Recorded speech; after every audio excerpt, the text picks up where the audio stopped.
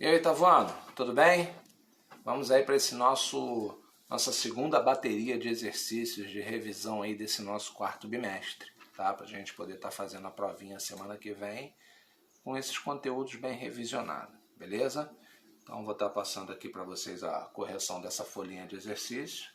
As questões bem tranquilas, bem fáceis, tá? Lembrando que a questão de cálculo, que são as questões número 2, quem fez, beleza, mas essa questão eu faço em sala de aula. Então vocês devem ter pego a correção em sala de aula para fazer no quadro. Beleza? Então vamos lá? Vamos aí à questão. Número 1, responda. Por que a pilha elétrica é um exemplo de gerador elétrico? Então a gente pensa assim, poxa, a pilha, o que ela tem que faz com que ela seja um gerador elétrico? Tá? E a resposta para essa pergunta é a seguinte, porque a pilha ela transforma energia química em energia elétrica. Energia química das estruturas presentes na química em elétrica para poder ligar aí o rádio, ligar o controle remoto, ligar, enfim, seja lá o que for que dependa de uma pilha. Tá? Então a resposta é porque a pilha transforma energia química em energia elétrica. Letra B. Quais os principais exemplos de geradores elétricos químicos, ou seja, as estruturas que dependem da química, de algum algo químico, para gerar energia? Tá? Então nós temos aí como grande exemplo a própria pilha, da questão letra A, e baterias de automóvel, bateria de relógio, entre outras estruturas aí que dependam não só de pilha como também de bateria. Ok? Letra C. Grande parte da energia elétrica que utilizamos em nossa residência é gerada por meio de equipamentos capazes de transformar a energia mecânica em energia elétrica, tá? Ou energia mecânica em energia elétrica. Como são chamados esses equipamentos? Tá? Então, esses equipamentos que transformam estruturas de energia mecânica em energia elétrica. Esses equipamentos são chamados de geradores eletromecânicos ou eletrônico-mecânicos, tá? Elétricos mecânicos, ok? Letra D. Quais tipos de usinas que transformam a energia mecânica em elétrica ou elétrica em mecânica, tá, pessoal? Não é exatamente nessa ordem. Aí nós temos aí as usinas que fazem essa transformação, nós temos aí as hidrelétricas, nós temos as termoelétricas, as eólicas e as maremotrizes, tranquilo? Então são esses tipos de energia, de usinas que transformam a energia mecânica em elétrica, elétrica em mecânica para poder girar a turbina. Ok, pessoal? Letra E. Letra E. Antes de comprarmos algum equipamento elétrico, é importante verificarmos se o aparelho funciona com 127 ou 220 volts. O que esses valores indicam? Então, por que alguns aparelhos vêm com essas informações acerca da voltagem? Então, essas informações vêm porque se você tiver uma rede elétrica acima daquilo ali, você pode queimar o aparelho. E se você tiver uma rede elétrica abaixo do valor de voltagem do aparelho, ele pode não funcionar muito bem, tá? Então, esses valores indicam a tensão elétrica ou a diferença de potência desses aparelhos, ok? Letra F. Como são chamados os materiais que apresentam certa oposição à passagem de corrente elétrica? Então, esses aparelhos são chamados de resistência elétrica, tá? Resistência elétrica são os materiais que apresentam certa oposição à passagem de corrente elétrica. Ok? Letra G. Como se chama o componente elétrico que funciona com base na variação do comprimento do condutor? Isso aí nós temos o reostato de deslizamento, né? Então a resposta aí é reostato de deslizamento. Letra H.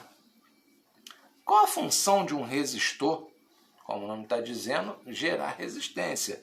Então, se é gerar resistência, ele regula a intensidade da corrente elétrica. Por isso ele é chamado de resistor, porque ele regula a intensidade dessa corrente elétrica. Tá? Letra I.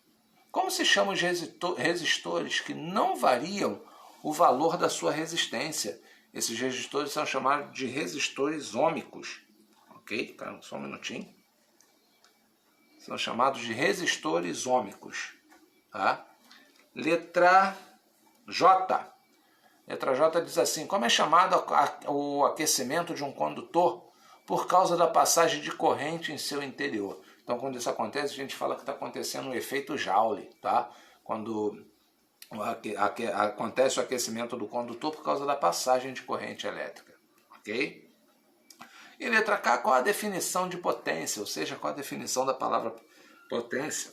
Potência nada mais é que a capacidade de transformar energia em outra, tá? Então isso é potência, quando você tem a capacidade de transformar uma energia, seja ela qual for, em outra. Química em elétrica, elétrica em mecânica, enfim, tá?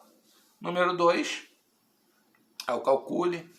Calcule aí, isso aí a gente fez em sala de aula. Não tem como fazer aqui para vocês, que não tem como mostrar, então foi feito sala de aula e boto e envio, vamos dizer assim, para o grupo, os valores, tá? Para quem não tiver aí. São essas 4 questões. Número 3.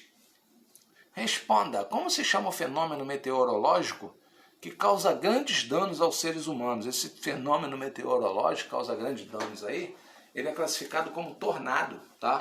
Então, tornado é esse tipo de fenômeno, ok? A letra B, quem são as manifestações? Olha só, um é fenômeno, outro são as manifestações, ou seja, nós temos mais de um fenômeno, vamos dizer assim, meteorológico mais devastadoras da atmosfera terrestre. Tá? Os mais devastadores que nós temos aí, nós temos os ciclones e os tornados, ok? Letra C, o que são massas de ar? Massas de ar nada mais são que grandes porções de ar na atmosfera. Então isso aí é o que a gente chama de massa de ar. Na atmosfera terrestre com características semelhantes. Tá? Então são grandes porções de ar na atmosfera terrestre com características semelhantes. Ok? Letra D, em que ano aconteceu a primeira previsão internacional do tempo? Então isso aí foi bastante tempinho, tá? Foi em 1855, mais de 150 anos aí. Letra E, quais informações obtidas nas estações meteorológicas? Então, nas estações meteorológicas, nós temos informações aí acerca da temperatura, nós temos informações aí acerca da pressão do ar, nós temos informações acerca da velocidade do vento, tá? Precipitação, a quantidade de chuva, intensidade de luz solar, tranquilo? Então, tudo isso aí a gente percebe ou a gente vê nas estações meteorológicas. Letra F, a frente fria é qual parte de uma massa de ar frio? Por incrível que pareça, ela é a parte frontal, por isso é chamado de frente fria. Tá? E letra G, quais fenômenos meteorológicos antecedem a chegada de uma frente quente? Então, sempre que você vai ver que vai ter uma frente quente, ela vem precedida de alguns fenômenos. Esses fenômenos são ele neve, ele chuva, ele garoa, ele nevoeiro. São todos esses fenômenos aí. Quando tem isso aí, opa, o Sol vai esquentar. Beleza? E número 4, para a gente finalizar aí, quanto às propriedades magnéticas da matéria, reescreva as frases incorretas corrigindo-as.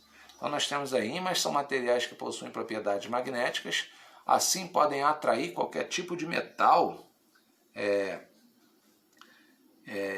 Letra B, polos magnéticos opostos se repelem, enquanto polos magnéticos iguais se atraem. Cara, quis confundir vocês aqui, hein? Imantar um ímã significa transferir a eles propriedades polares, ou seja, magnetizá-lo. Então vamos lá, vamos corrigir as questões aí.